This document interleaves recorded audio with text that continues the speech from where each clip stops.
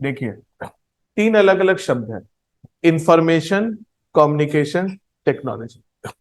इससे पहले आप बहुत सिंपल एक एग्जांपल से समझिए। जैसे देखिए, हम ह्यूमन बीइंग प्राकृतिक रूप से संचार कर सकते हैं।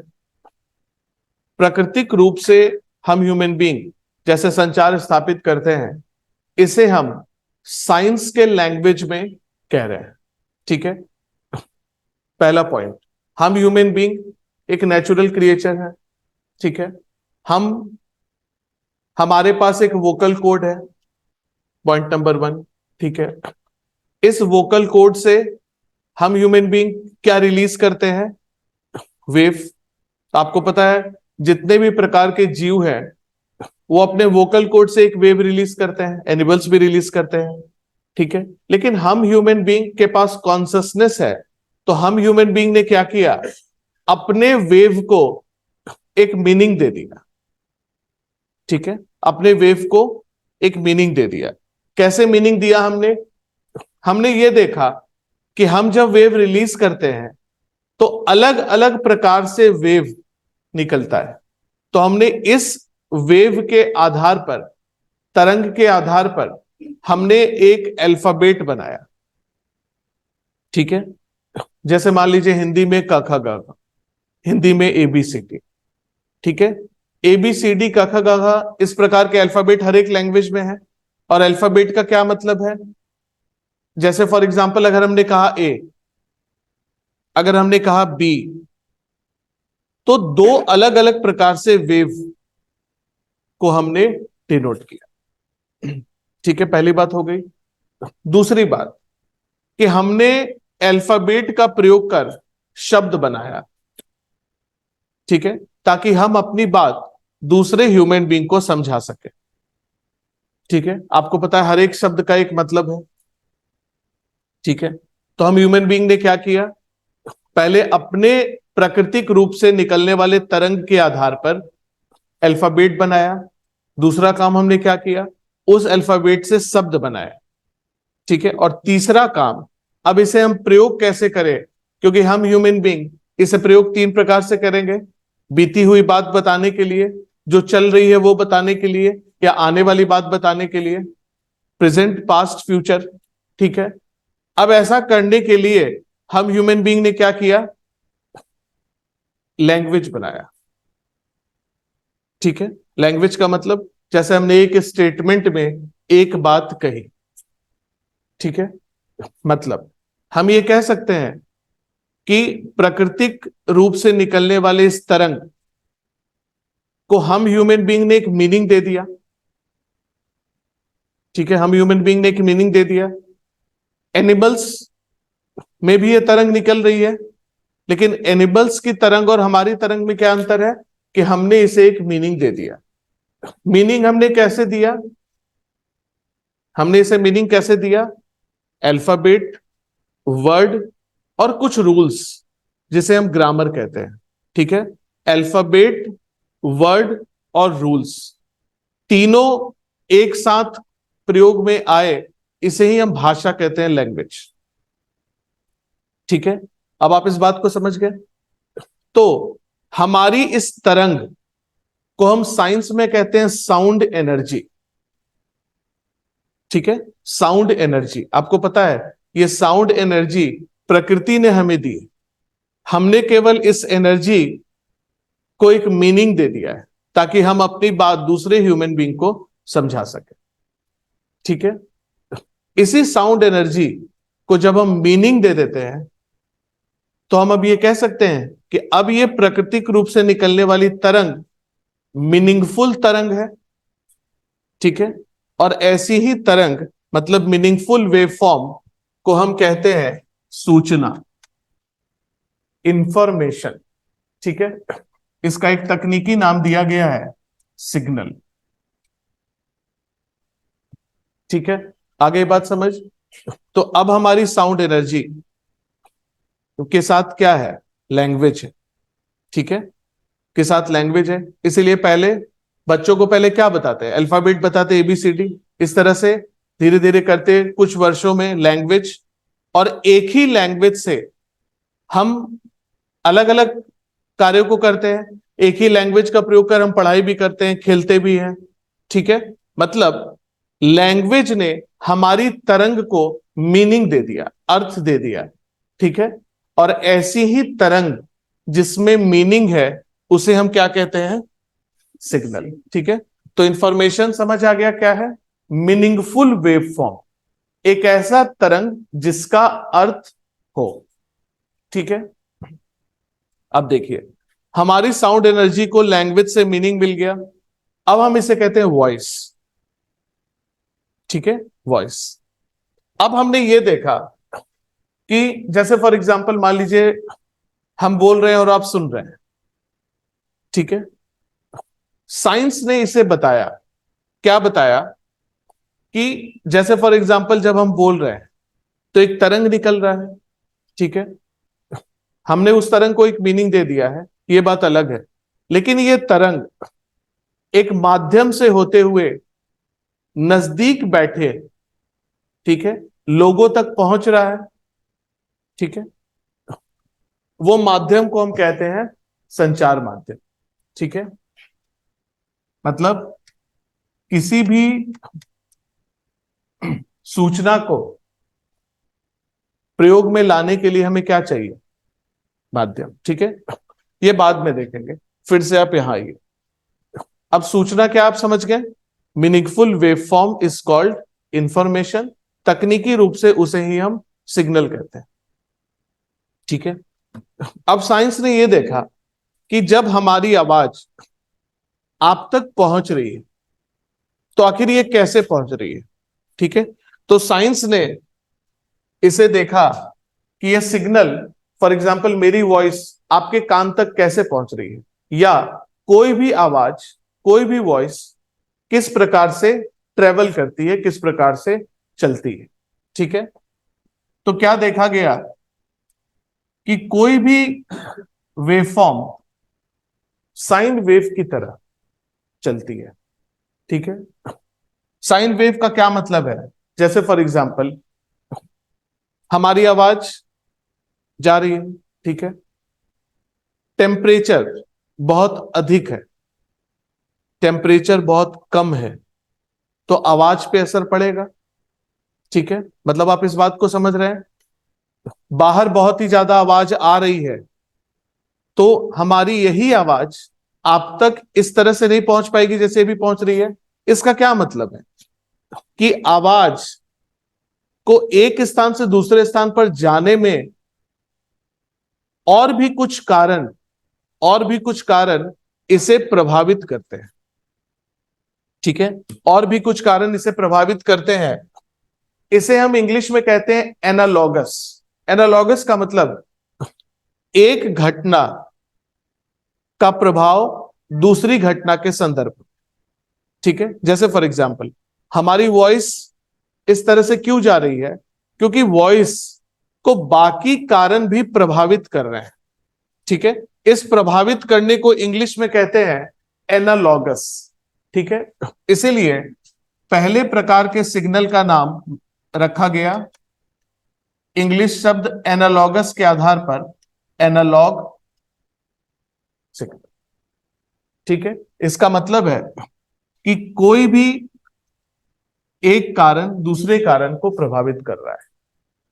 ठीक है, यह आ गया समझ? अभी तक हमने आपको प्राकृतिक द्वारा जो संचार हम स्थापित करते हैं उसके बारे में बताया। ठीक है, यहां तक आ गया समझ? अब देखिए, अब हमने अपने अध्ययन में क्या देखा कि हमारी आवाज एक स्थान से दूसरे स्थान पर इस प्रकार से जाती है। ठीक है, ऐसा करके हमने क्या समझा कि इस प्रकार से हम संचार स्थापित करते हैं। ठीक है, अब फिर से एक एग्जांपल समझिए। हमारी आवाज आप तक पहुंच रही है, लेकिन हमारी आवाज इस क्लासरूम के बाहर नहीं जा रही, हमारी आवाज अमेरिका तक नहीं पहुंच रही। ठीक है, मतलब साइंस ने अब क्या स्टडी किया कि हमारी आवाज प्राकृतिक रूप से कम दूरी तक ही जा सकती है। ठीक है, कम दूरी तक ही जा सकती है। दूरी बढ़ेगी तो आवाज दूर तक अपने माध्यम से नहीं पहुंचेगा। ठीक है, अब हमें ऐसा करने के लिए क्या जरूरत पड़ा? टेक्नोलॉजी। ठीक है, इस तीनों को अलग अलग देखेंगे। तो पहले आप इस तीनों का सिंपल मतलब समझिए। इंफॉर्मेशन का मतलब सिग्नल, सूचना। संचार का मतलब माध्यम। और प्रौद्योगिकी का मतलब वो तकनीक जिसके द्वारा सूचना को माध्यम के द्वारा दूरस्थ स्थानों पर पहुंचाया जा सके। क्यों? क्योंकि प्राकृतिक रूप से हमारी ध्वनि दूर स्थान पर नहीं पहुंच सकती। ठीक है, टेक्नोलॉजी में देखेंगे, लेकिन इसके पहले जब हमने ये काम शुरू किया 1930 के दशक से, ठीक है, जब हमने ये काम शुरू किया 1930 के दशक से, तो हमें सबसे पहले ये जरूरत हुई कि हम एक इलेक्ट्रॉनिक्स उपकरण बनाए जिस उपकरण के द्वारा हम संचार को कर सके। अब उपकरण पे आते हैं। जैसे फॉर एग्जाम्पल, अगर आपको अपनी ध्वनि पहुंचानी है दूर स्थान पर, ठीक है, आपने एक टॉपिक लिखा है संचार माध्यम तकनीक एवं पीढ़ी। ठीक है, उस टॉपिक में देखेंगे कि संचार की तकनीक क्या है। अभी आप सिर्फ ये समझिए कि संचार को किसी भी प्रकार से एक स्थान से दूसरे स्थान पर करने के लिए हमें क्या चीज की जरूरत है? उपकरण। क्यों? क्योंकि अगर हम अपनी ध्वनि को एक स्थान से दूसरे स्थान पर पहुंचाना चाहते हैं तो हमें एक उपकरण चाहिए। ठीक है, इस उपकरण को हम कहते हैं टेलीफोन। ठीक है, अगर हम चाहते हैं कि कोई वीडियो हम एक स्थान से दूसरे स्थान पर पहुंचाए, जिसे हम कहते हैं टेलीविजन। मतलब आप समझ रहे हैं हम क्या बताना चाह रहे हैं? मतलब हमें संचार को एक स्थान से दूसरे स्थान पर करने के लिए किस चीज की आवश्यकता है? उपकरण। ठीक है, अब देखिए, उपकरण को चलाने के लिए हमें क्या चाहिए? सिग्नल। ठीक है, अब हमने क्या देखा कि उपकरण को हमें इंस्ट्रक्शन देना होगा, ऑन करना होगा, ठीक है, उसे तकनीक से जोड़ना होगा, ये सब कुछ हमें करना पड़ेगा। अब आप ये समझिए कि जब दो ह्यूमन बीइंग आपस में बात करते हैं, ठीक है, जब दो ह्यूमन बीइंग आपस में बात करते हैं तो दोनों ह्यूमन बीइंग अगर एक लैंग्वेज समझते हैं तभी तो वह बात कर सकते हैं। मान लीजिए एक ह्यूमन बीइंग को केवल इंग्लिश पता है, एक को केवल फ्रेंच पता है, तो दोनों में बात नहीं होगी। ठीक है, और अगर दोनों को सेम लैंग्वेज पता है तो दोनों में बात हो सकती है। लेकिन अब आप इस बात को समझिए कि अब हमें बात किससे करनी है? अब हमें इंस्ट्रक्शन किसे देना है? उपकरण को। ठीक है, आपको पता है उपकरण को तो इंग्लिश हिंदी लैंग्वेज पता नहीं है। मतलब अब हम संचार की क्या बात कर रहे हैं? एक तरफ ह्यूमन बीइंग और दूसरी तरफ उपकरण। उपकरण का हमने एग्जांपल लिया टेलीफोन, टेलीविजन। ठीक है, अब हमने क्या देखा कि कोई भी उपकरण तभी काम करता है, तभी रिस्पॉन्ड करता है जब हम उसमें करंट का प्रवाह कराते हैं। ठीक है, तो हमने क्या देखा कि हमारा सूचना क्या है? सिग्नल। क्या है सिग्नल? आपको पता है, ठीक है, मीनिंगफुल वेव फॉर्म। अब हमने देखा कि जब इलेक्ट्रिक करंट का फ्लो हम कराते हैं तो कोई भी उपकरण रिस्पॉन्ड करता है। रिस्पॉन्ड करने का मतलब, जैसे आपने इलेक्ट्रिक करंट पास कराया तो वायर में क्या हुआ?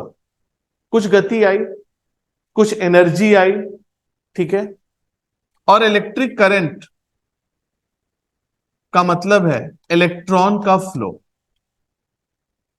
ठीक है, मतलब हमने क्या देखा कि हमें उपकरण बनाने के लिए, उपकरण को काम में लाने के लिए हमारे पास केवल एक ऑप्शन है। वो ऑप्शन क्या है? इलेक्ट्रॉन का फ्लो। ठीक है, अब इलेक्ट्रॉन के फ्लो को हमने देखा कि वो कैसे प्रवाह करता है।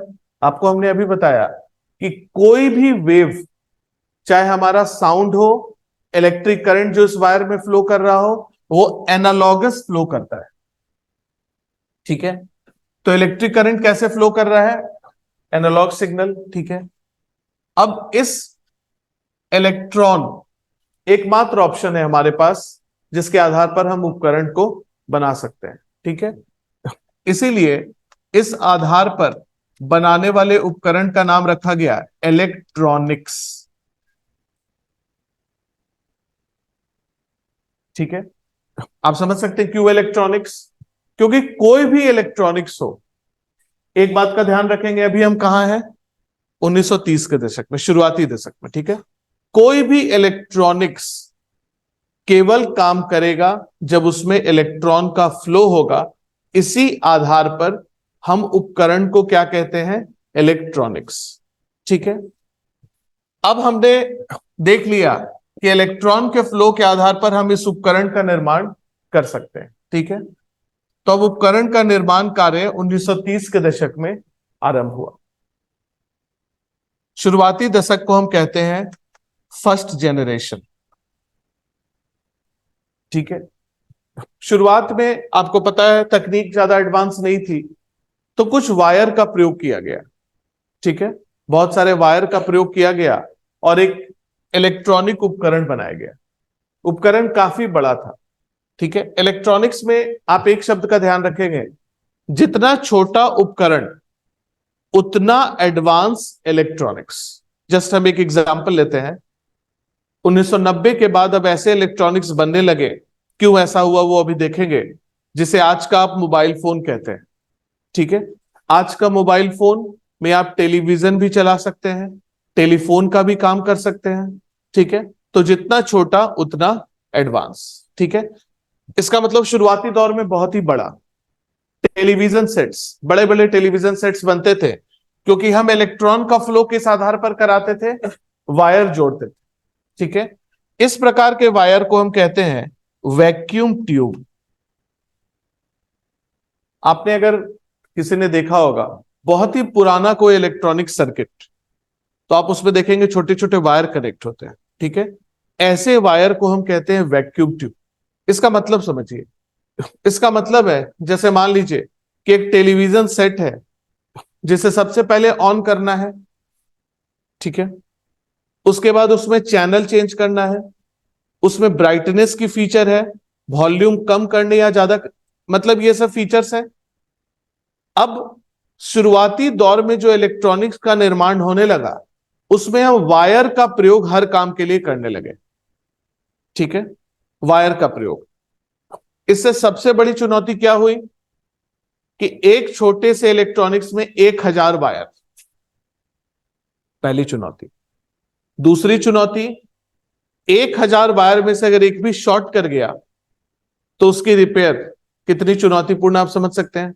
पहले तो पहचानना मुश्किल है, और दूसरा उसके बाद उसे रिप्लेस करना। ठीक है, लेकिन यहां से इलेक्ट्रॉनिक्स की शुरुआत हुई।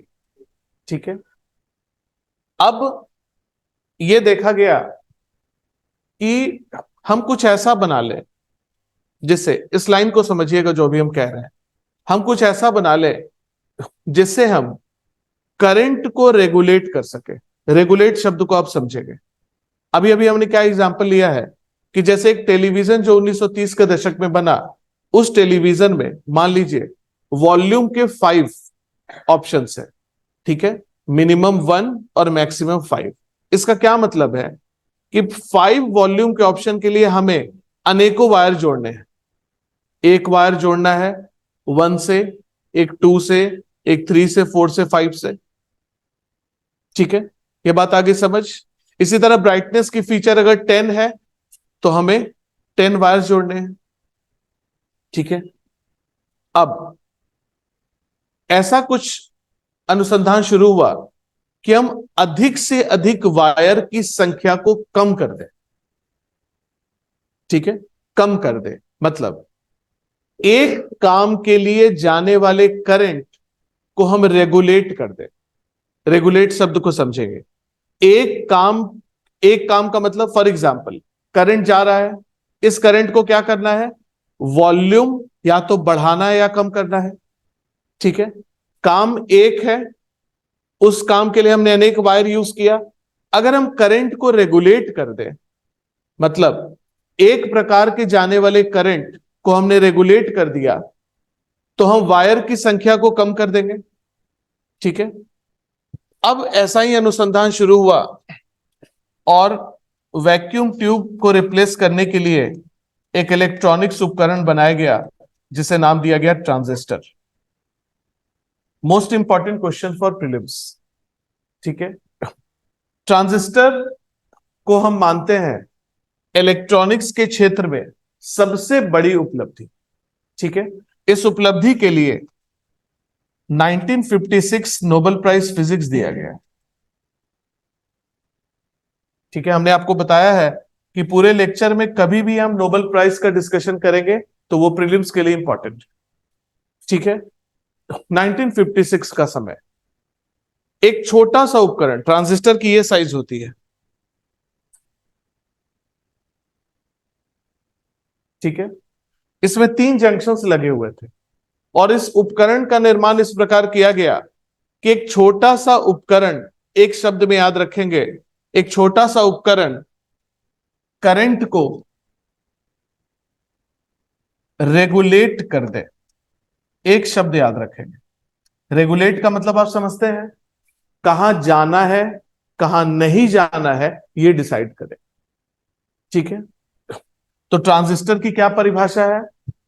एक ऐसा इलेक्ट्रॉनिक्स उपकरण जिसके द्वारा करंट या वोल्टेज को हम रेगुलेट कर सके, कम कर सके, ज्यादा कर सके, कहां जाना है नहीं जाना है ये डिसाइड कर सके। अब आप ये सोचिए, एक इतनी बड़ी सर्किट है, इसमें 10,000 वायर लगे हुए हैं। ठीक है, इतनी बड़ी सर्किट है, 10,000 वायर लगे हुए हैं। एक छोटे से इलेक्ट्रॉनिक उपकरण ने क्या किया, 1,000 वायर का काम हम इसी से कर रहे हैं। ठीक है, क्यों इससे कर रहे हैं? क्योंकि 1,000 काम के लिए जो करंट अलग अलग वायर से जा रहा है, अब वो 1,000 काम के करंट को कौन रेगुलेट करेगा? एक छोटा सा उपकरण, ट्रांजिस्टर।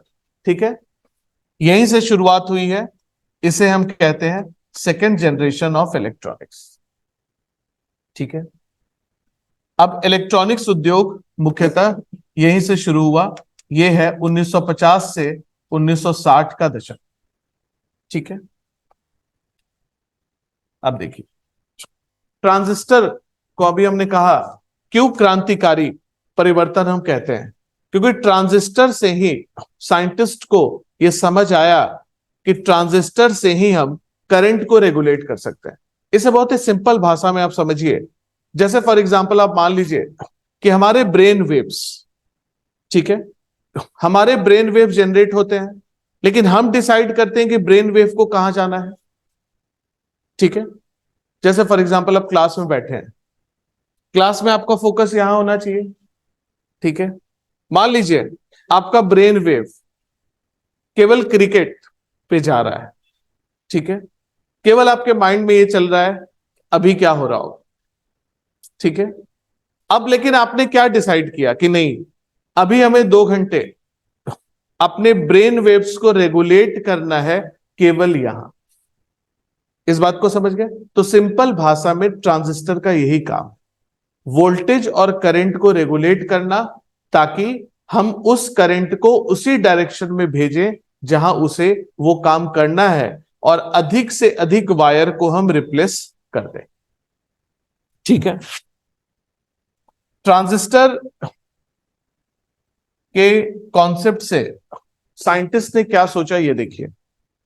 एक छोटे से उपकरण ने क्या किया, फॉर एग्जाम्पल 1,000 वायर को 10 ट्रांजिस्टर ने रिप्लेस कर दिया। ठीक है, मतलब 100 वायर का काम एक ट्रांजिस्टर कर रहा है, तो जो सर्किट इतना बड़ा था वो सर्किट इतना बड़ा हो गया। ठीक है, साइंटिस्ट ने इस पे सोचा कि ट्रांजिस्टर ने क्या किया, सर्किट को छोटा किया। कैसे छोटा किया? इंटीग्रेट किया। ठीक है, इंटीग्रेट किया। तो अब यह सोचा गया कि जैसे मान लीजिए एक बड़ा सर्किट है, यह सर्किट है, और इस सर्किट में 10 ट्रांजिस्टर लगे हुए हैं, 1 2 3 4 10। ठीक है, अब साइंटिस्ट ने यह सोचा कि पहले तो सर्किट इतना बड़ा था, फिर हमने उसे इतना छोटा किया, और इतने छोटे सर्किट में 10 ट्रांजिस्टर लगे हैं। एक काम करते हैं, इस 10 ट्रांजिस्टर को एक इलेक्ट्रॉनिक्स उपकरण से रिप्लेस कर देते हैं। मतलब हम क्या करते हैं, इस 10 को इंटीग्रेट कर देते हैं। ठीक है, अब एक नया इलेक्ट्रॉनिक्स उपकरण बनाया गया ऐसा। ठीक है, इसमें 10 पिंस लगे हुए हैं। ठीक है, देखा होगा आपने, इसे आईसी कहते हैं। ठीक है, अभी भी बहुत ज्यादा प्रयोग में आता है। एक ब्लैक कलर की डिवाइस होती है जिसमें छोटे छोटे पिंस निकले हुए हैं। ठीक है, देखिए इस पिंस का क्या मतलब है। ट्रांजिस्टर ने किसे इंटीग्रेट किया था, वायर को। ठीक है, इस कॉन्सेप्ट को साइंटिस्ट ने ऐसे इंप्लीमेंट किया कि एक छोटी सी सर्किट में 10 ट्रांजिस्टर है, तो ऐसा करते हैं, एक ट्रांजिस्टर का काम इसका एक पिन करे। ठीक है, मतलब हमने क्या किया, सर्किट को इंटीग्रेट कर दिया, इसीलिए इसका नाम रखा गया इंटीग्रेटेड सर्किट, आईसी। अब आप इस बात को समझिए, वैक्यूम ट्यूब इतनी बड़ी सर्किट, ट्रांजिस्टर ने इसे छोटा किया, और अब कितना छोटा हो गया। ठीक है, क्यों, क्योंकि अब 10 ट्रांजिस्टर के स्थान पर एक छोटा आईसी काम करेगा। ठीक है, यह है तीसरा जनरेशन, और अब हम पहुंच चुके हैं 70 से 80 का दशक। ठीक है, फिर से याद करिए, सूचना का मतलब मीनिंगफुल वेवफॉर्म। उपकरण के निर्माण में केवल एक ऑप्शन है, करंट, इसीलिए उपकरण को हम कहते हैं इलेक्ट्रॉनिक्स। ठीक है, अब उपकरण का प्रयोग करने के लिए सबसे पहले हमने वायर का यूज किया, जिसे वैक्यूम ट्यूब कहते हैं।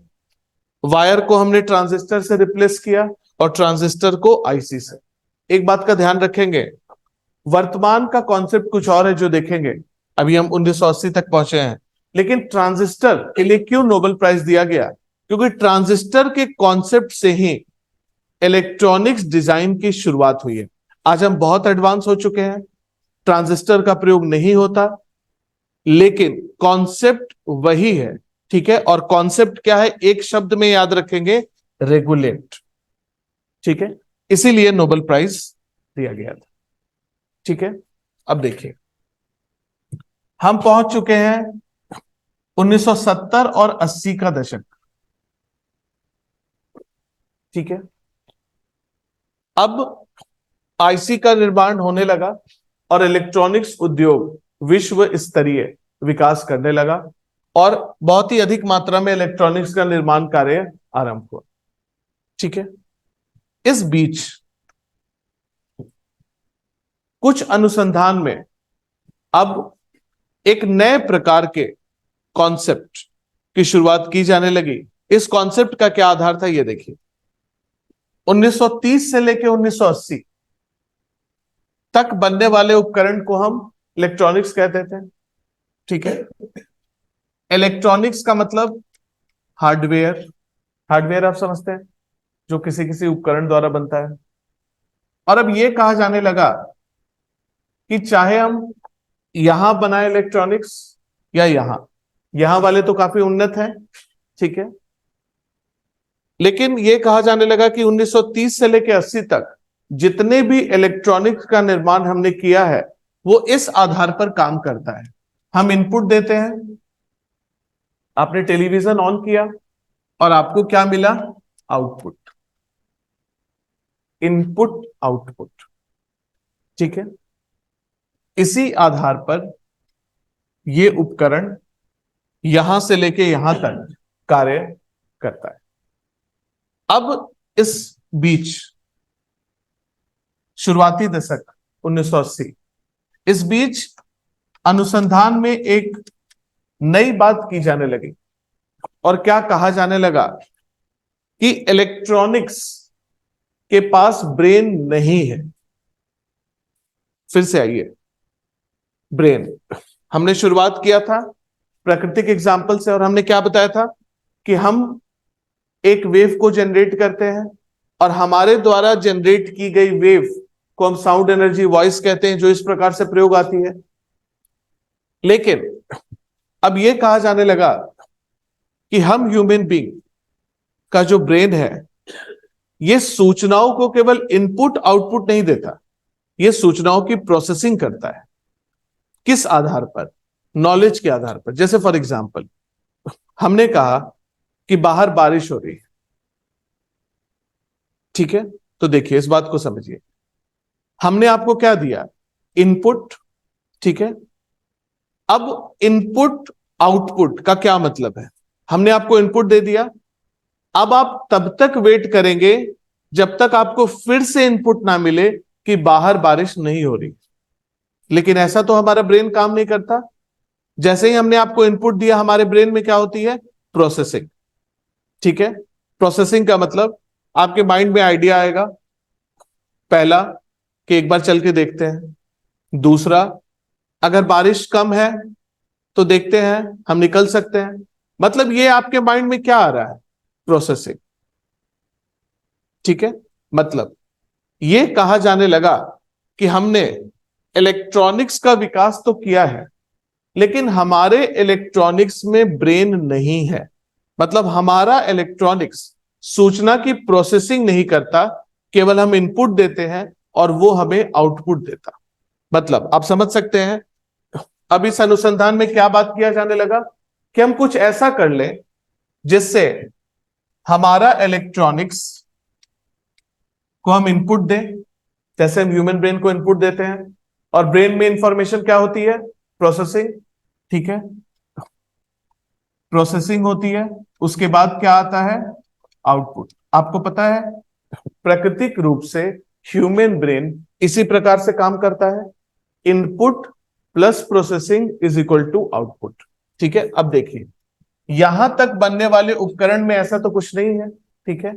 इसलिए अब ऐसी फीचर लाने के लिए 1971 में इंटेल की R&D लैब ने एक ऐसी घोषणा की जिससे पूरी तरह इलेक्ट्रॉनिक्स का कॉन्सेप्ट ही बदल गया, ठीक है? इस लैब ने यह दावा किया कि हमने एक उपकरण बनाया है, ठीक है? और उस उपकरण का नाम रखा प्रोसेसर,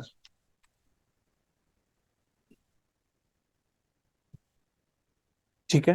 नाम से ही क्लियर है, प्रोसेसर। अब ये प्रोसेसर क्या करेगा? सूचनाओं की प्रोसेसिंग, इंफॉर्मेशन की प्रोसेसिंग, मतलब आने वाली इनपुट की प्रोसेसिंग, ठीक है? इस उपकरण को इलेक्ट्रॉनिक्स का ब्रेन कहा जाने लगा। क्यों? क्योंकि अब मानव ब्रेन की तरह अब ये उपकरण क्या करेगा? इंफॉर्मेशन की प्रोसेसिंग, ठीक है?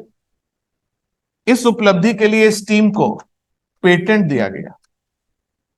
पेटेंट टॉपिक में देखेंगे क्या है, ठीक है? आप समझ सकते हैं ये इतनी बड़ी उपलब्धि थी कि पूरे विश्व की इलेक्ट्रॉनिक्स कंपनी इस लैब पहुंची इस फॉर्मूला को लेने के लिए, ठीक है?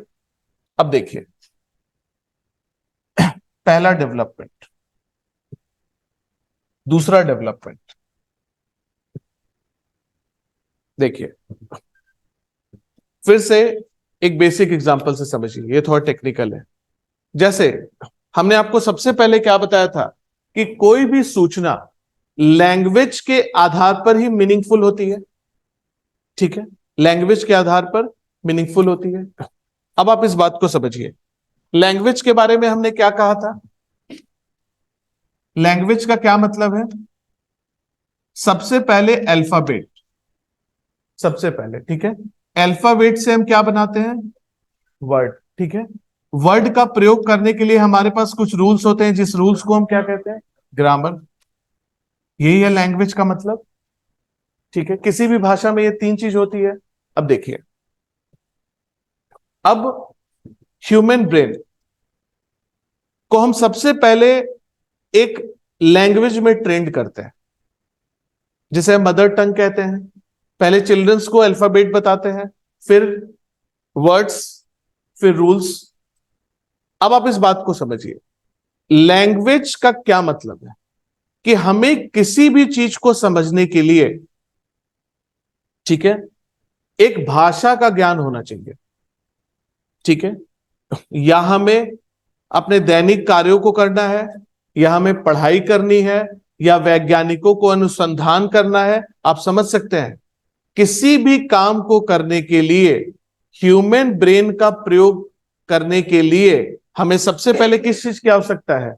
लैंग्वेज। मतलब अब इस बात को दूसरे शब्दों में कह सकते हैं कि प्रोसेसिंग तभी संभव है जब लैंग्वेज का ज्ञान हो। आप समझिए इस बात को, जब हम ह्यूमन बीइंग को लैंग्वेज ही का ज्ञान नहीं होगा तो हमारा ब्रेन कितना भी इंटेलिजेंट है वो कुछ सोच नहीं पाएगा। सोचने समझने के लिए सबसे पहले क्या चाहिए? लैंग्वेज। अब देखिए, इस टीम ने प्रोसेसर तो बना दिया, ब्रेन तो बना दिया, लेकिन ब्रेन कार्य कब करेगा? जब लैंग्वेज का ज्ञान हो। ठीक है, अब इस लैंग्वेज के ज्ञान के लिए हमें अल्फाबेट चाहिए। ठीक है, फिर से यहां आइए, आपको पता है कि उपकरण हमारी तरह एबीसीडी नहीं समझता। ठीक है, उपकरण हम ह्यूमन बीइंग की तरह क ख ग घ नहीं समझता। उपकरण केवल एक बात समझता है, इलेक्ट्रॉन का फ्लो। ठीक है, इसलिए अब सूचना को इस प्रकार से, और सूचना का क्या मतलब है? Electron flow. ठीक है, अब सूचना को इस प्रकार से बनाया गया ताकि एक बार में दो प्रकार के एक बार में दो प्रकार के इलेक्ट्रॉन फ्लो, मतलब इलेक्ट्रिक करंट का प्रवाह हो। ठीक है, एक बार में दो प्रकार से इलेक्ट्रिक करंट का प्रवाह हो। चूंकि ये दोनों डिजिट है, इसलिए दूसरे प्रकार के सिग्नल को कहा गया डिजिटल सिग्नल। क्यों डिजिटल? क्योंकि ये सिग्नल, इसे क्यों एनालॉग कहा गया था? क्योंकि ये एनालॉगस था। ठीक है, और इसे क्या कहा गया? डिजिटल। क्यों? क्योंकि ये दो डिजिट का प्रयोग कर रहा है।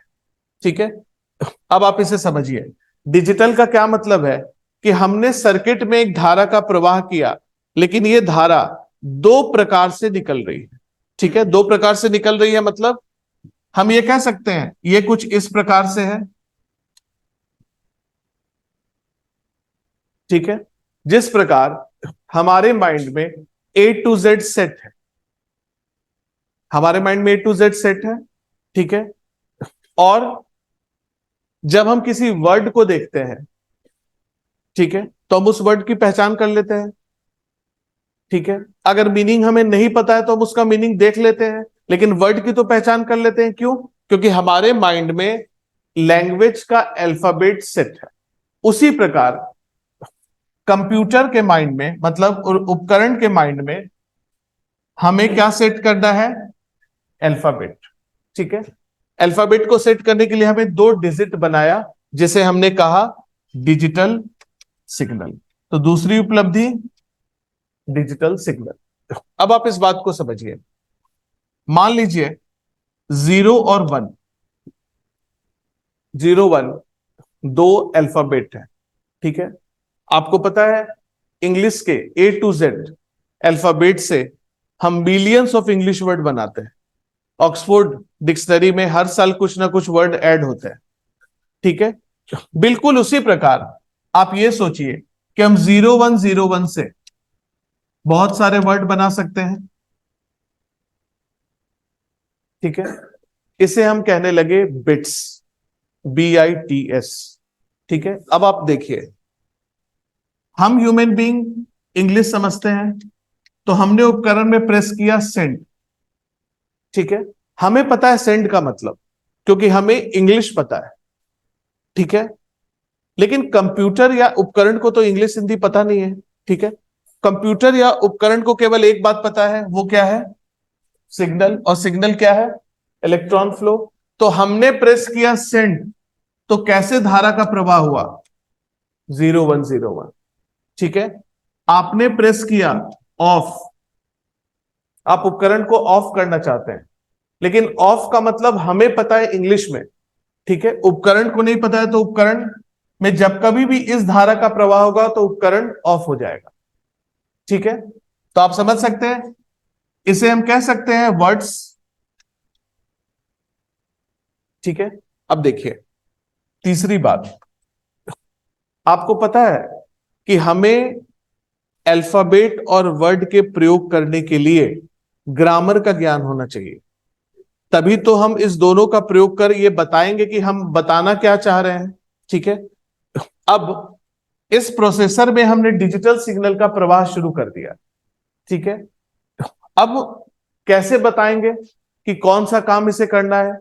तो एक नई इंडस्ट्री जो ग्रामर की तरह काम करने के लिए शुरू हुई वो आई, जिसे हम कहते हैं सॉफ्टवेयर इंडस्ट्री। अब आप समझ सकते हैं, यहां से एक नई शुरुआत, सॉफ्टवेयर इंडस्ट्री। पहले क्या हुआ करती थी? केवल हार्डवेयर। ठीक है, और हार्डवेयर उपकरण कैसे काम करता है? Input output. ठीक है, अब एक नई इंडस्ट्री आई जिसे हम कहते हैं सॉफ्टवेयर इंडस्ट्री। बहुत ही सिंपल समझिए, सॉफ्टवेयर इंडस्ट्री में क्या काम करते हैं? जैसे गेम्स बनाते हैं, बैंकिंग के सॉफ्टवेयर बनाते हैं, कार के सॉफ्टवेयर बनाते हैं, हॉस्पिटल से संबंधित सॉफ्टवेयर बनाते हैं। मतलब इसे हम बहुत सिंपल भाषा में कनेक्ट कर रहे हैं। जिस प्रकार हम ह्यूमन बीइंग एक लैंग्वेज का प्रयोग कर खेलते भी हैं, पढ़ते भी हैं, अपनी बात दूसरे को समझाते भी हैं, उसी प्रकार सॉफ्टवेयर इंडस्ट्री इस ब्रेन के आधार पर अब नए नए अनुप्रयोग लाने लगी।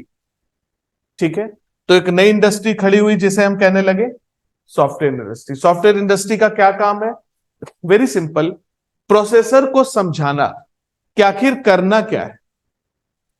ठीक है, प्रोसेसर को समझाना कि करना क्या है, गेम खेलना है या मोबाइल पे करना क्या है, ये किसे समझाना?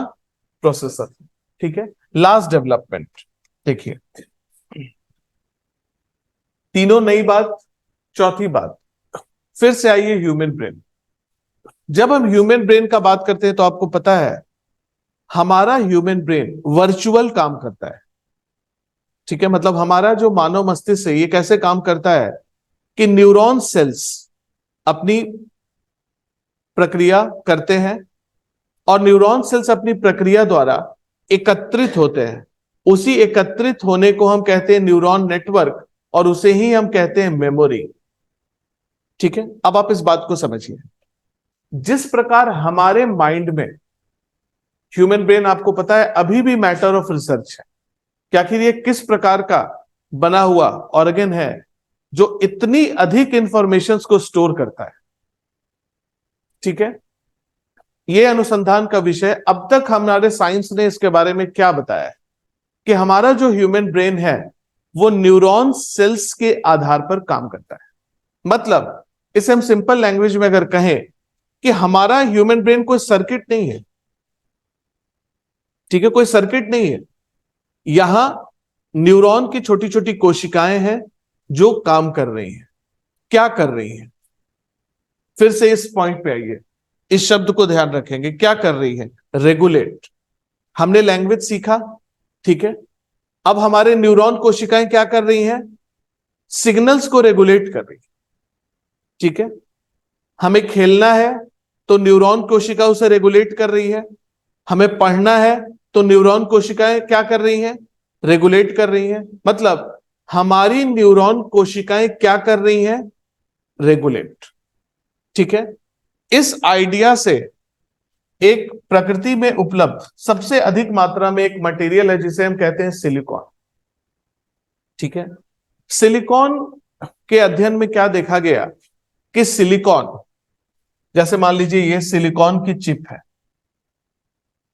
ठीक है, फिर से यहां आइए, क्यों इसके लिए नोबेल प्राइज दिया गया था? हमने आपको बताया क्योंकि इसने रेगुलेट का कॉन्सेप्ट लाया। ठीक है, लेकिन रेगुलेट के कॉन्सेप्ट लाने में इस समय हमने एक उपकरण बनाया था, उस उपकरण ने करंट को रेगुलेट किया। ठीक है, कॉन्सेप्ट यही, लेकिन तरीका बदल गया। कैसे बदल गया ये देखिए, हमने सिलिकॉन की चिप में छोटे छोटे होल कर दिए। ठीक है, सिलिकॉन का एक चिप लिया, उसमें छोटा छोटा होल कर दिया, ठीक है, और अब हमने इसमें से क्या पास कराया, ठीक है, किस प्रकार से, डिजिटल सिग्नल के प्रकार से, ठीक है। अब हमने पास कराया तो क्या देखा कि ये धारा का प्रवाह उसी प्रकार से हो रहा है जिस प्रकार से हमने रेगुलेट किया है, ठीक है, उसी प्रकार से हो रहा है जिस प्रकार हमने रेगुलेट किया है, ठीक है। मतलब हम ये कह सकते हैं कि ये जो छोटे से होल्स हैं, ये इस प्रकार से काम कर रहा है ट्रांजिस्टर। अब क्या कहा गया, ये देखिए कि जिस प्रकार हमारी मानव मस्तिष्क में लाखों की संख्या में न्यूरॉन कोशिकाएं सूचना का आदान प्रदान करती है, उसी प्रकार एक छोटे से सिलिकॉन चिप में एक होल बना के हम 1 लाख ट्रांजिस्टर का काम कर सकते हैं। अब आप इस दोनों बात को समझिए, काम किसका कर सकते हैं, ट्रांजिस्टर का, ठीक है, लेकिन आप समझ सकते हैं 1 लाख ट्रांजिस्टर के लिए हमें कितनी बड़ी सर्किट चाहिए, और 1 लाख ट्रांजिस्टर का काम हम इतने छोटे से चिप में कर सकते हैं, ठीक है। मतलब पूरी कॉन्सेप्ट ही बदल गई, ठीक है, कॉन्सेप्ट रेगुलेट रहा लेकिन पूरी की पूरी डिजाइन बदल गई, और अब हम क्या बनाने लगे, सिलिकॉन सेमीकंडक्टर। फिर से समझिए इस वर्ड को, चिप। चिप क्यों कहने लगे, क्योंकि बहुत छोटी सी डिवाइस है। सेमीकंडक्टर, कंडक्टर का मतलब आपको पता है, जो कंडक्ट कर सके, जो धारा का प्रवाह को आगे बढ़ा सके, ठीक है। लेकिन सेमी शब्द का प्रयोग क्यों किया गया, क्योंकि करना यह है, ठीक है, इस कंडक्टर से हमें बल्ब और फैन नहीं चलाना है, इस कंडक्टर से हमें बहुत ही थोड़ी धारा का प्रवाह करनी है, ठीक है, और अलग अलग काम करने हैं। जैसे फॉर एग्जाम्पल उपकरण को ऑन करना है, मैसेज सेंड करना है, ठीक है, इसीलिए हम यहां क्या कर रहे हैं, रेगुलेट, ठीक है, कॉन्सेप्ट यही, लेकिन मैन्युफैक्चरिंग का तरीका बदल गया। अब हम ट्रांजिस्टर का निर्माण नहीं कर रहे हैं, अब हम क्या निर्माण कर रहे हैं, इतनी छोटी सेमीकंडक्टर चिप, ठीक है। यह सब कुछ इस दशक में हुआ, ठीक है। अब आप देखिए, इस दशक तक इलेक्ट्रॉनिक्स का कॉन्सेप्ट पूरी तरह बदल गया, जो केवल ये था वो अब ये हो गया, ठीक है। ये सब कुछ क्यों संभव हुआ, आप समझ सकते हैं, प्रोसेसर, क्योंकि प्रोसेसर बना, ब्रेन बना, तभी तो हमने ये काम शुरू किया, ठीक है। और ये सब होते में एक नई इंडस्ट्री आ गई, तो हार्डवेयर के साथ अब एक नई इंडस्ट्री आ गई, सॉफ्टवेयर इंडस्ट्री, ठीक है। अब हार्डवेयर के साथ सॉफ्टवेयर इंडस्ट्री आ गई, और अब जो उपकरण बनने लगे उसमें ये फीचर्स भी आने लगे। मतलब 1980 के दशक के पहले के जो उपकरण थे उसमें सॉफ्टवेयर जैसा कोई कॉन्सेप्ट था नहीं। मतलब 1980 के बाद जो भी उपकरण आने लगे, चाहे वो टेलीफोन हो उसमें भी सॉफ्टवेयर, टेलीविजन उसमें भी सॉफ्टवेयर, ठीक है। और सॉफ्टवेयर के होने से हम उपकरण से क्या करने लगे, प्रोसेसिंग, ठीक है। इसे ही टेक्नोलॉजी ने यह कहा कि अब हमने कंप्यूटिंग शुरू कर दी है, ठीक है, इसलिए इस मॉडर्न उपकरण का नाम दिया गया कंप्यूटर,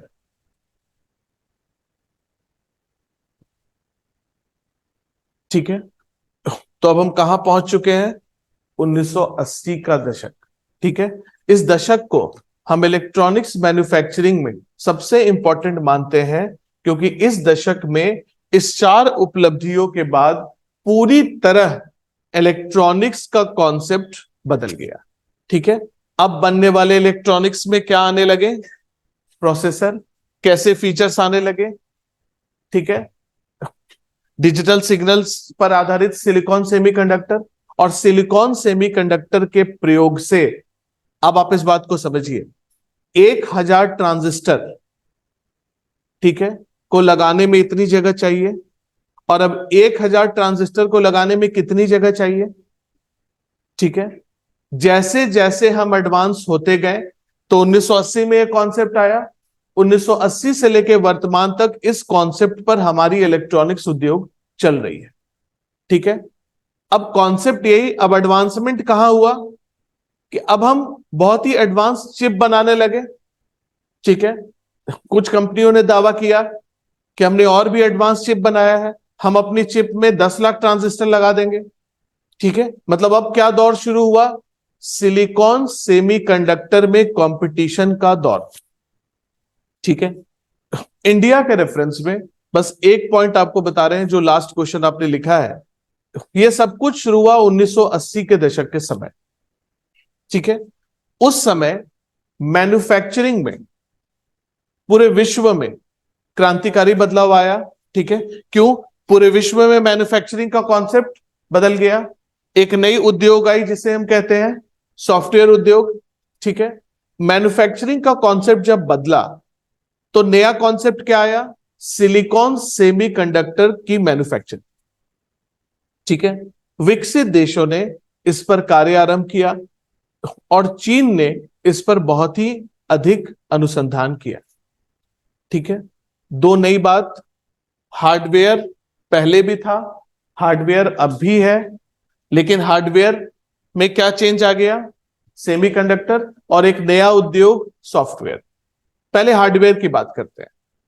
सिलिकॉन सेमीकंडक्टर के आने से 1980 के पहले जितनी भी इलेक्ट्रॉनिक्स कंपनियां थी वो बंद हो गई, क्योंकि अब उन इलेक्ट्रॉनिक्स कंपनियों को अगर इलेक्ट्रॉनिक्स बनाना है तो उन्हें क्या बनाना होगा, सिलिकॉन सेमीकंडक्टर, ठीक है। विकसित देशों और चीन ने इस पर बहुत काम किया और सिलिकॉन सेमीकंडक्टर का निर्माण शुरू किया। उस समय की सरकार ने भारत में इस तरह की नीति नहीं लाई, जिसके कारण मैन्युफैक्चरिंग में हम पीछे रह गए। स्थिति यहां तक आ गई कि आज वर्ल्ड में सबसे अधिक डिमांड वाला इलेक्ट्रॉनिक्स है जिसे हम कहते हैं मोबाइल फोन, और इंडिया में स्थिति ये कि इंडिया में ऐसी कोई भी मोबाइल फोन नहीं बन रही है जो विश्व के 2 से 3 एडवांस मोबाइल फोन्स को कंपीट करे, ठीक है। इसीलिए भारत सरकार ने 76,000 करोड़ पैकेज रिलीज करके भारतीय सेमीकंडक्टर अभियान की घोषणा की है, ठीक है। इस घोषणा में उद्देश्य यह रखा है कि हम लेट तो हो गए, लेकिन हम अब सेमीकंडक्टर के क्षेत्र में मैन्युफैक्चरिंग करेंगे और हम कुछ ही वर्षों में विकसित देशों को कंपीट करने की स्थिति में आ जाएंगे, ठीक है। इस अभियान को मेक इन इंडिया से जोड़ा गया है, और आपको पता होगा आईफोन 15 का निर्माण इसी अंतर्गत भारत में ही किया गया है, ठीक है। अभी हमने मेक इन इंडिया किया है, अभी हमने असेंबल किया है, और अब हमारा उद्देश्य क्या है, जब हम सेमीकंडक्टर का निर्माण कर लेंगे तो हम भारत में बनाएंगे भी, ठीक है। तो ये पहली बात हो गई। दूसरी बात देखिए, सॉफ्टवेयर। सॉफ्टवेयर उद्योग इस समय नया था, 1980 के दशक में ये नया कॉन्सेप्ट ही आया, ठीक है। अब सॉफ्टवेयर उद्योग पर कार्य करने के लिए, क्योंकि आपको पता है सॉफ्टवेयर उद्योग पर कार्य करने के लिए अब किस उपकरण पर कार्य करना होगा, कंप्यूटर, और टेक्निकल पढ़ाई इंग्लिश एक कॉमन लैंग्वेज में पूरे विश्व में चलाई जाती है, ठीक है। आपको पता है इंजीनियरिंग मेडिकल पूरे विश्व में एक कॉमन लैंग्वेज में पढ़ाई जाती है, ठीक है। चूंकि इंग्लिश एक कॉमन लैंग्वेज है जिसमें टेक्निकल पढ़ाई होती है, और इंडिया में टेक्निकल पढ़ाई इंजीनियरिंग की संख्या बहुत ही अधिक थी, इसीलिए विश्व की जितनी भी एडवांस सॉफ्टवेयर कंपनीज थी वो भारत आना शुरू की। इसीलिए हम हार्डवेयर में तो पीछे रह गए, लेकिन सॉफ्टवेयर में हम बहुत आगे निकल गए। स्थिति यह है, क्योंकि सॉफ्टवेयर में क्यों आगे निकल गए, क्योंकि जब ये उद्योग आया तो इंडिया का जो सबसे मेन कॉम्पिटिटर चाइना है, वहां इंग्लिश स्पीकिंग लोगों की संख्या बहुत कम थी, ठीक है। इंडिया में इंग्लिश स्पीकिंग लोगों की संख्या अधिक थी, पहली बात। और दूसरी बात, इंडिया में इंजीनियरिंग ग्रेजुएट्स बहुत ज्यादा निकलते हैं, इसीलिए सॉफ्टवेयर कंपनियां भारत आनी शुरू हुई। और भारत सॉफ्टवेयर उद्योग में भारत की स्थिति यह है कि भारत में सॉफ्टवेयर का एक्सपोर्ट भी किया जा रहा है। ठीक है, तो इस दोनों स्थान में यहां हमने बहुत ही ज्यादा प्रगति की, यहां नहीं की, जिसके लिए हमने इंडियन सेमीकंडक्टर अभियान की शुरुआत की है। ठीक है, तो अब हमारा डिस्कशन कहां पहुंच चुका है? 1930 से 1980। ठीक है, अब आप इसे लिखिए और थोड़ा फास्ट लिखना है, मेंस के स्पीड के साथ लिखना है। लिखिए, पहला पहला हेडिंग आप देंगे सूचना प्रौद्योगिकी। सूचना प्रौद्योगिकी में फर्स्ट पॉइंट लिखिए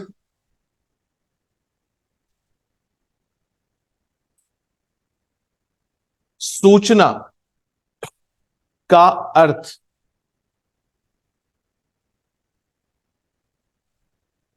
ऐसे तरंग से है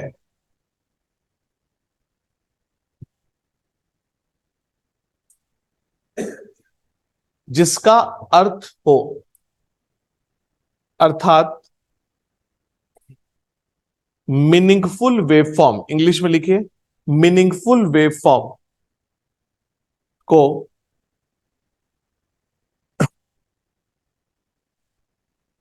सूचना कहते हैं।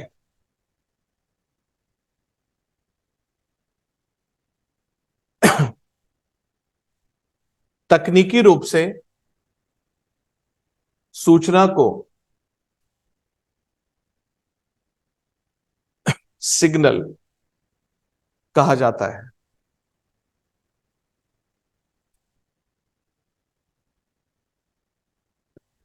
नेक्स्ट पॉइंट, सिग्नल दो प्रकार के होते हैं। पहला लिखिए एनालॉग सिग्नल।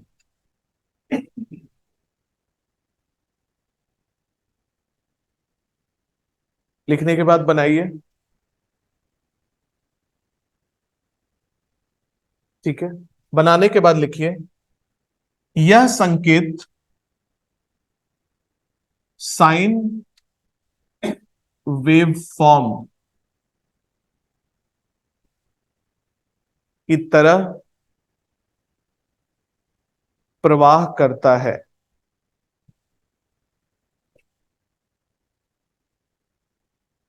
दूसरा लिखिए डिजिटल सिग्नल।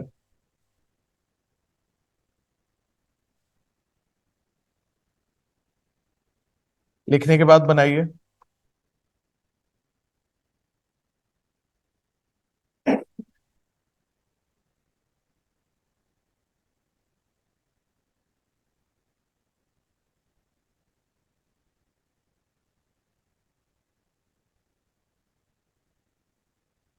ठीक है, बना लिया आपने। बनाने के बाद लिखिए यह संकेत 0,1 बाइनरी बिट्स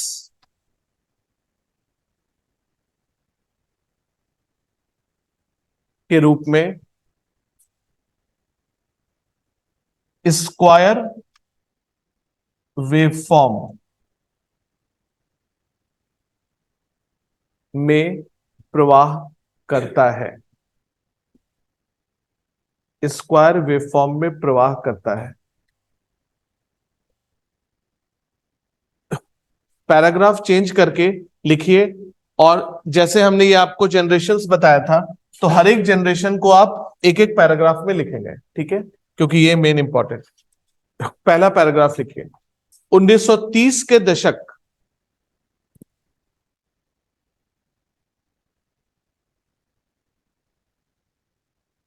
के शुरुआती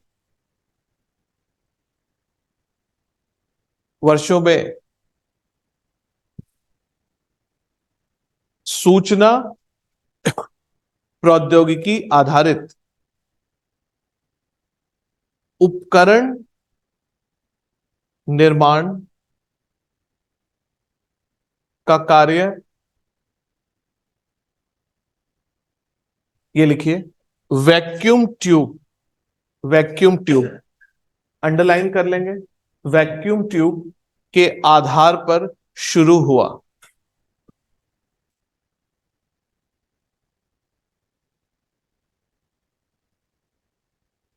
इस दौरान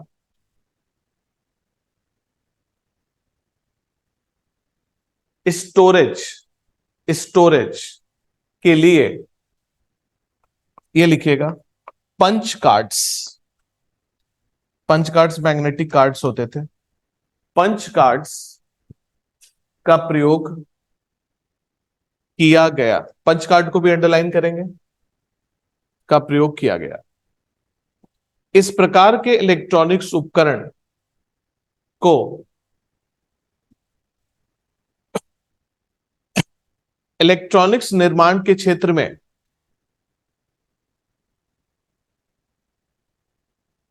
फर्स्ट जनरेशन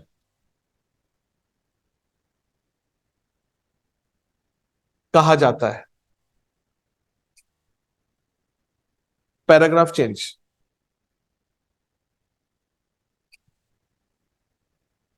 1960 के दशक में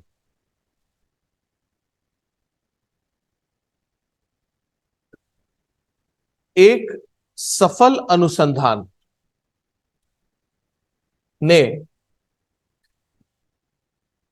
इलेक्ट्रॉनिक्स निर्माण के क्षेत्र में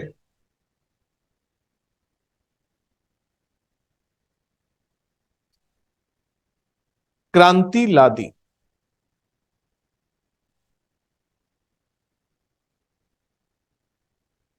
इस सफल अनुसंधान के अंतर्गत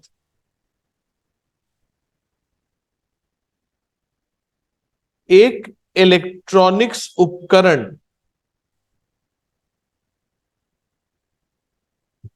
ये लिखिए, ट्रांजिस्टर। ट्रांजिस्टर को अंडरलाइन करेंगे। ट्रांजिस्टर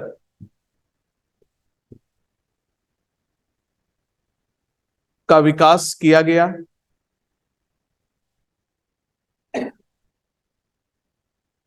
यह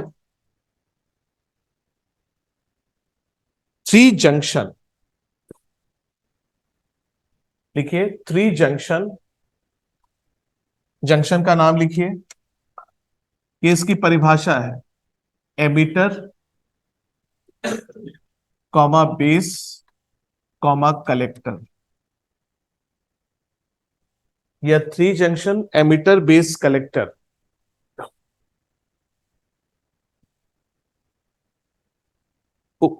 उपकरण है। एमिटर बेस कलेक्टर उपकरण है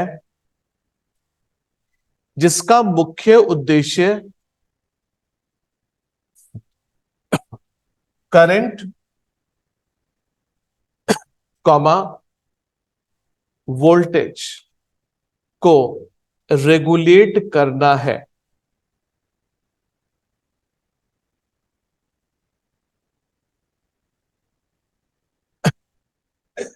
ट्रांजिस्टर के सफल विकास के लिए 1956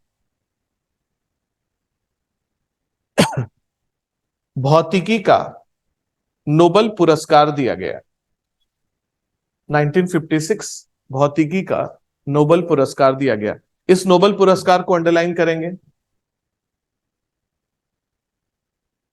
ठीक है। इसी पैराग्राफ में लिखिए, ट्रांजिस्टर के प्रयोग से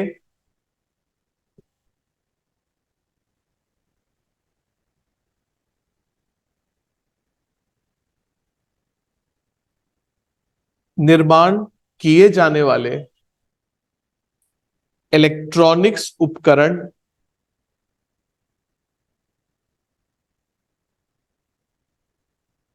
जहां स्टोरेज के स्थान पर मैग्नेटिक स्टोरेज डिवाइस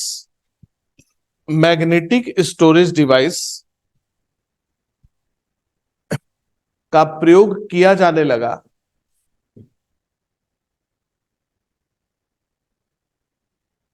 इस प्रकार के इलेक्ट्रॉनिक्स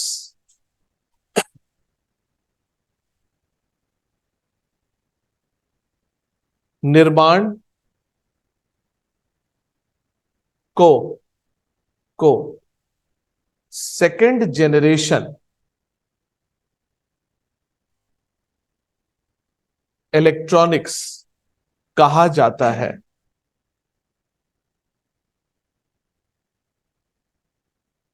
पैराग्राफ चेंज। 1960-70 दशक 1960-70 दशक के अंतराल में ट्रांजिस्टर का निर्माण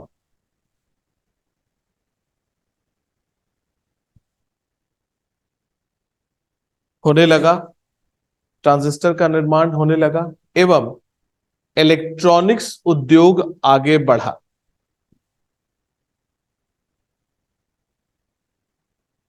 इसी क्रम में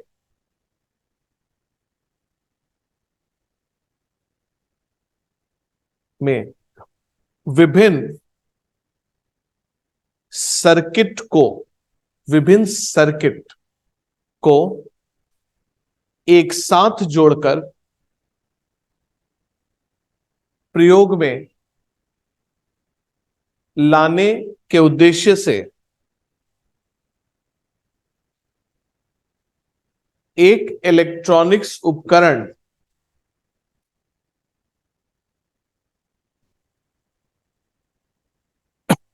ये लिखिए आईसी, फुल फॉर्म लिखेंगे इंटीग्रेटेड सर्किट का निर्माण किया जाने लगा।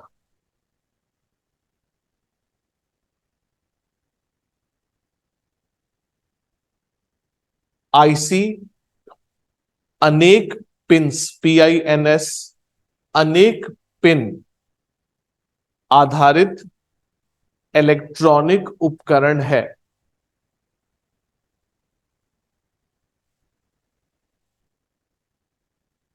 इसी पैराग्राफ में लिखेंगे आईसी के प्रयोग के साथ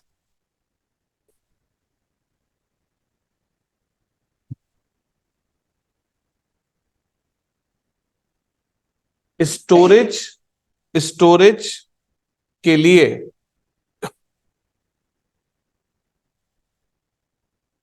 RAM रैम का प्रयोग शुरू हुआ।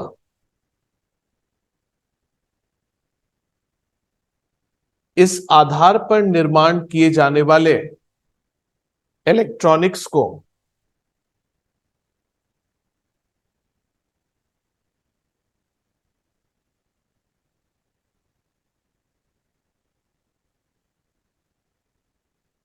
थर्ड जनरेशन इलेक्ट्रॉनिक्स कहा जाता है।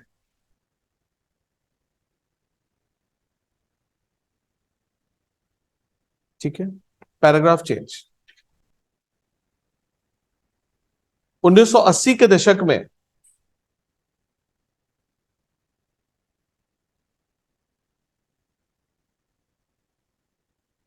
एक सफल अनुसंधान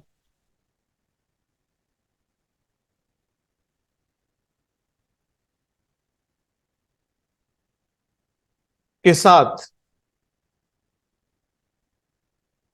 कुछ तत्कालिक उपलब्धियां कुछ तत्कालीन उपलब्धियों ने इलेक्ट्रॉनिक्स उद्योग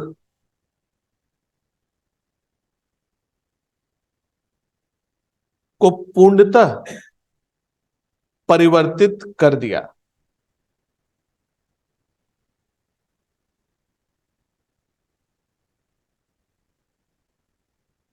इस सफल अनुसंधान में सबसे महत्वपूर्ण एक इलेक्ट्रॉनिक्स उपकरण प्रोसेसर है।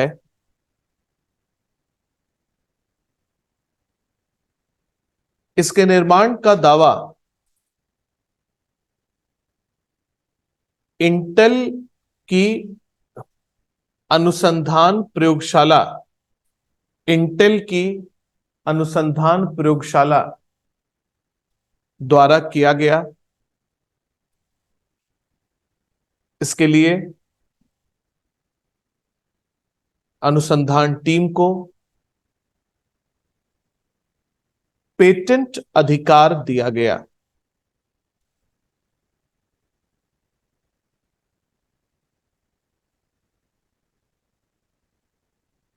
तत्कालीन दशक में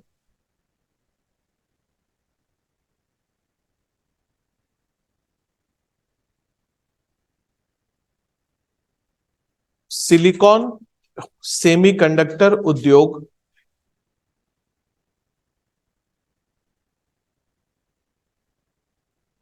का विकास, सिलिकॉन सेमीकंडक्टर उद्योग का विकास एवं सॉफ्टवेयर उद्योग के आने से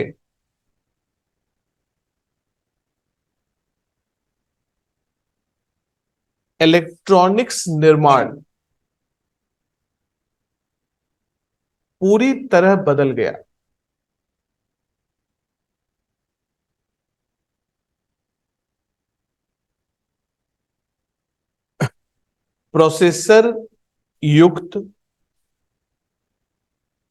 प्रोसेसर युक्त कॉमा सॉफ्टवेयर के प्रयोग कॉमा सिलिकॉन सेमीकंडक्टर चिप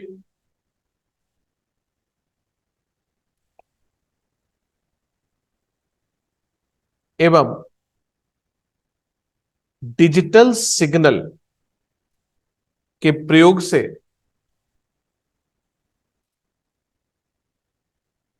आधुनिक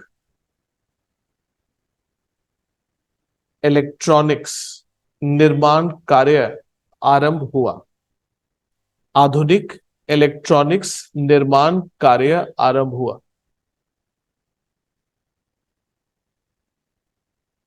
इस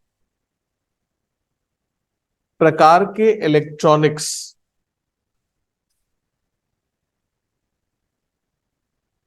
को कंप्यूटर के नाम से भी जाना जाता है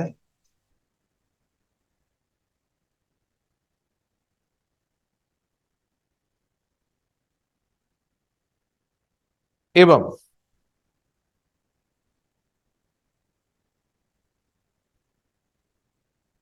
इस प्रकार के इलेक्ट्रॉनिक्स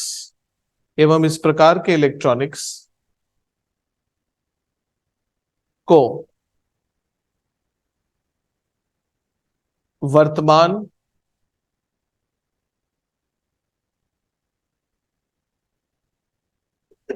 की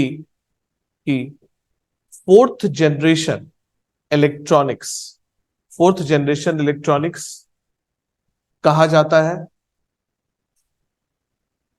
जिसका प्रयोग वर्तमान में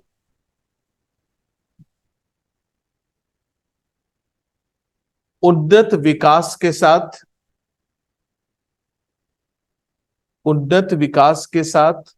इलेक्ट्रॉनिक्स उद्योग में चलाया जा रहा है। उन्नत विकास के साथ इलेक्ट्रॉनिक्स उद्योग में चलाया जा रहा है एवं तकनीकी रूप से इस प्रकार के इलेक्ट्रॉनिक्स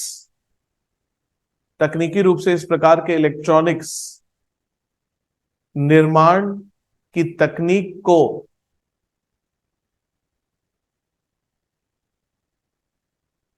ये लिखिए LSI या VLSI,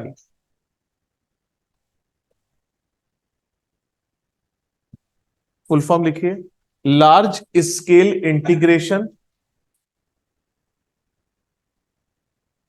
या वेरी लार्ज स्केल इंटीग्रेशन।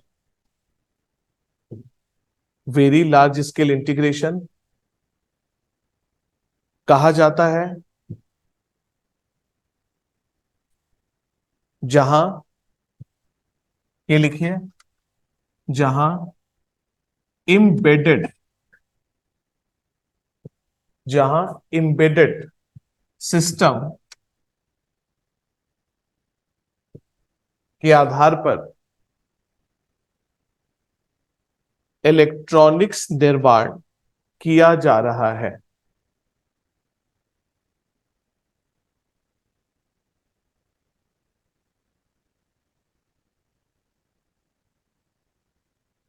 ठीक है, यहां तक आगे समझ।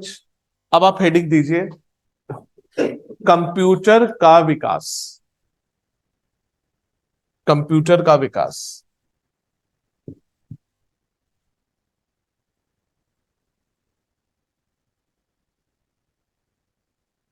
देखिए, अब आप समझिए, अब हमारा डिस्कशन कहां से शुरू हुआ था? 30 से 80 के दशक तक। ठीक है, अब आपको पता है 80 के दशक से लेके वर्तमान तक सेम कॉन्सेप्ट है।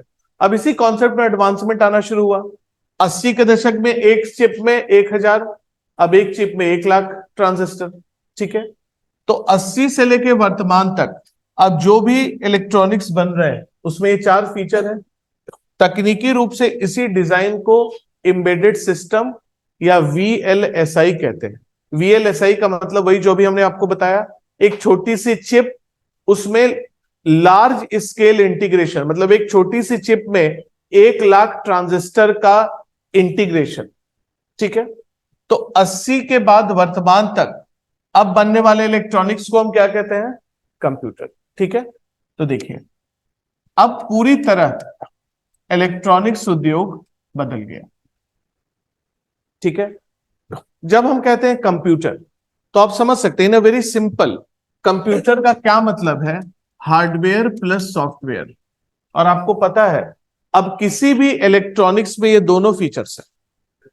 ठीक है, चाहे वो इलेक्ट्रॉनिक्स हो मोबाइल फोन, चाहे वो इलेक्ट्रॉनिक्स हो सैटेलाइट, चाहे वो इलेक्ट्रॉनिक्स हो मिसाइल का कोई कंपोनेंट, चाहे वो इलेक्ट्रॉनिक्स हो टेलीविजन, अब हर एक इलेक्ट्रॉनिक्स में ये दोनों फीचर्स होते हैं। ठीक है, मतलब 1980 के दशक के बाद जितने भी इलेक्ट्रॉनिक्स बनने लगे उसे हम कहते हैं कंप्यूटर।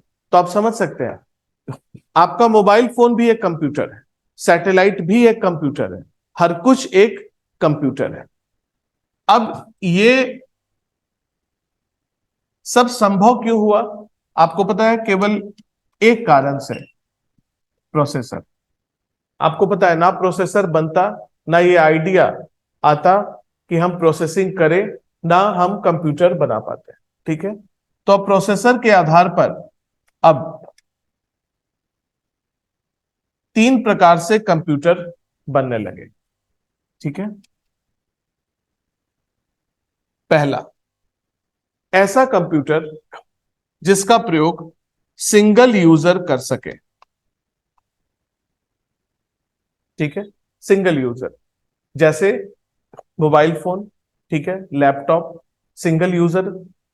ऐसे कंप्यूटर को हम कहने लगे माइक्रो कंप्यूटर। ठीक है, आपको पता है ये उपकरण 1 2 3 4 आधारित है। ये काम कैसे करता है? सॉफ्टवेयर आधारित।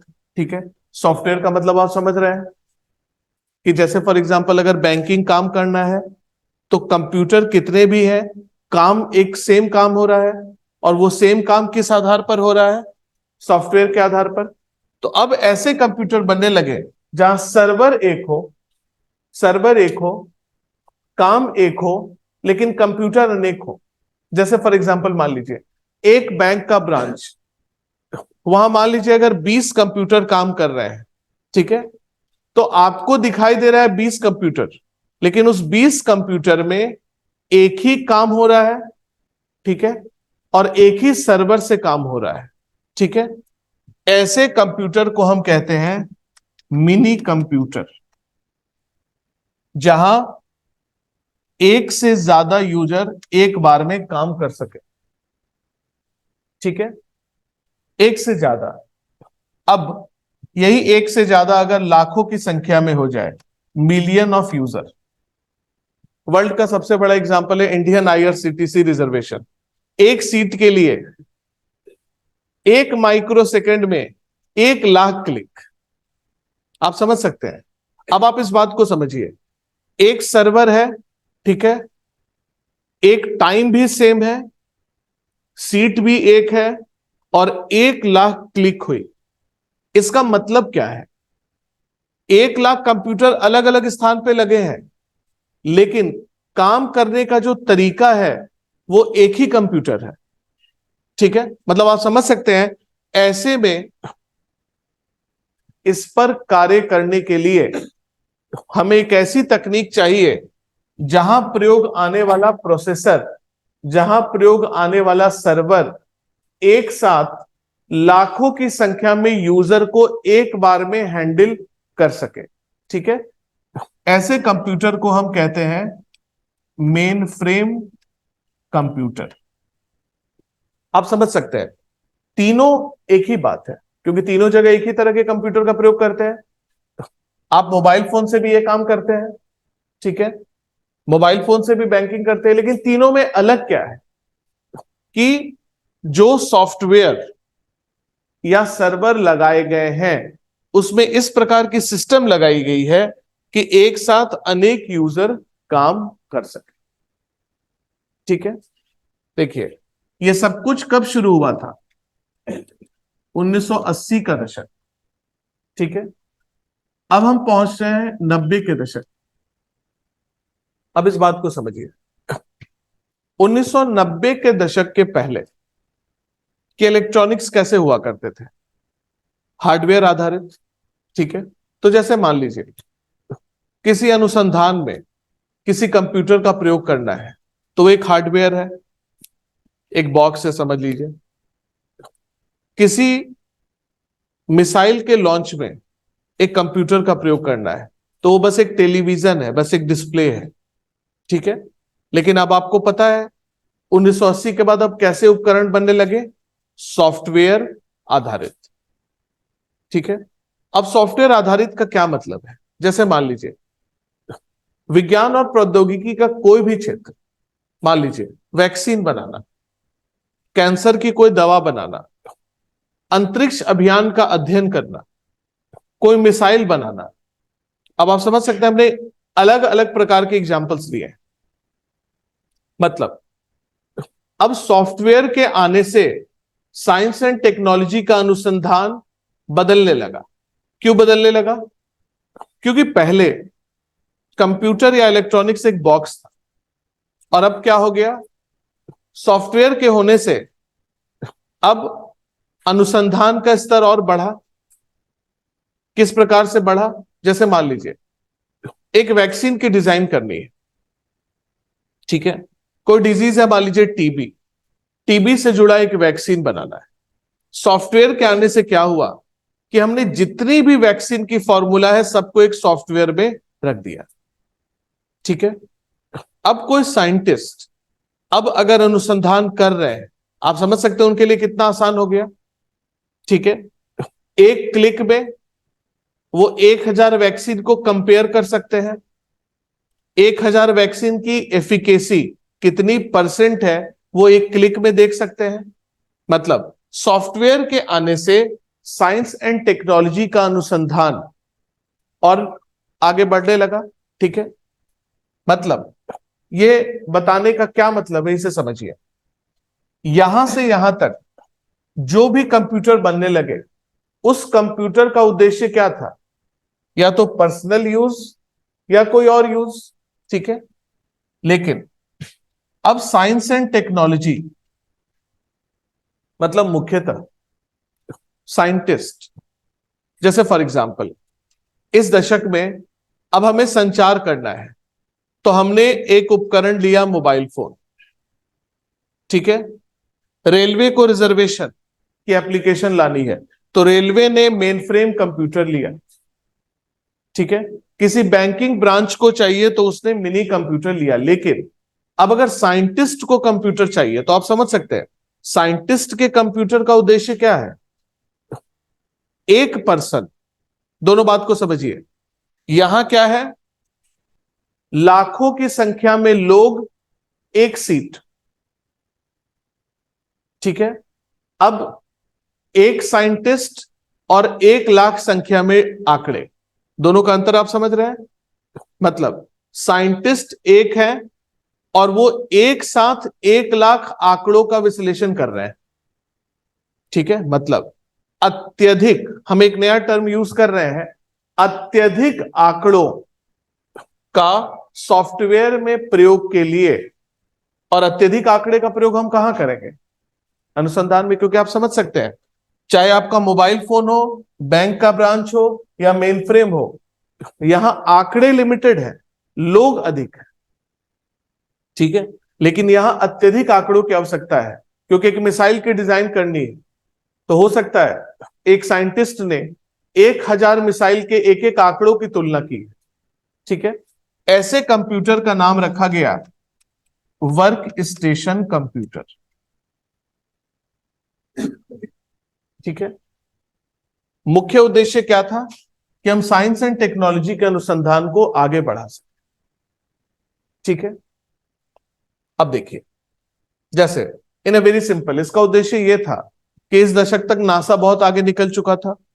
तो अगर नासा ने कोई अंतरिक्ष अभियान किया है तो लाखों की संख्या में आंकड़े आ रहे हैं और एक साइंटिस्ट बैठ के इसका विश्लेषण कर रहे हैं, ठीक है। मतलब 1 2 3 और इस चौथे में डिफरेंस क्या है, यहां आंकड़े लिमिटेड है और यहां आंकड़े अत्यधिक है, ठीक है।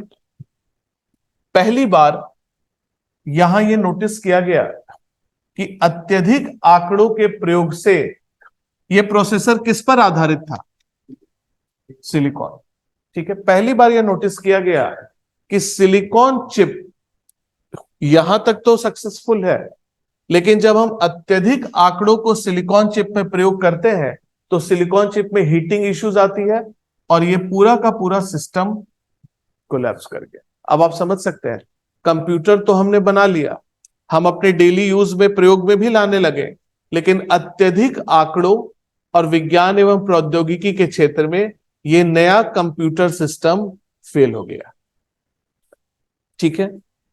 अब आप समझ सकते हैं इसका मतलब क्या है। इसके फेल होने से पूरी तरह साइंस एंड टेक्नोलॉजी का अनुसंधान प्रभावित हुआ, ठीक है। अब यहां अनुसंधान शुरू हुआ कि हम, और अब इस अनुसंधान का क्या उद्देश्य है, ये फेल क्यों किया, क्योंकि आंकड़े अत्यधिक थे जिसका लोड सिलिकॉन सेमीकंडक्टर चिप नहीं ले पाया, ठीक है। 1990 का दशक, लगभग पूरे विश्व की अनुसंधान अफेक्टेड हो गई, पूरे विश्व में अनुसंधान रुक गया, ठीक है। स्थिति ये कि अब अमेरिका का भी साइंस एंड टेक्नोलॉजी अनुसंधान रुक गया, ठीक है। पूरे विश्व को अब एक ऐसे कंप्यूटर की जरूरत थी जो कंप्यूटर अत्यधिक आंकड़ों को हैंडल कर सके। इस बात को आप समझ गए। कंप्यूटर तो हमने बना लिया, यहां तक सक्सेसफुल भी है, लेकिन कंप्यूटर फेल कहां हो गया, जब आंकड़े अत्यधिक हुए। और अत्यधिक आंकड़ों का प्रयोग किसे करना है, साइंटिस्ट को। मतलब पूरी तरह साइंस एंड टेक्नोलॉजी का अनुसंधान रुक गया और पूरे विश्व को अब एक ऐसे कंप्यूटर की जरूरत थी जिस कंप्यूटर द्वारा हम अत्यधिक संख्या में आंकड़ों को हैंडल कर सके, ठीक है। इसे ही कहा गया सुपर कंप्यूटर।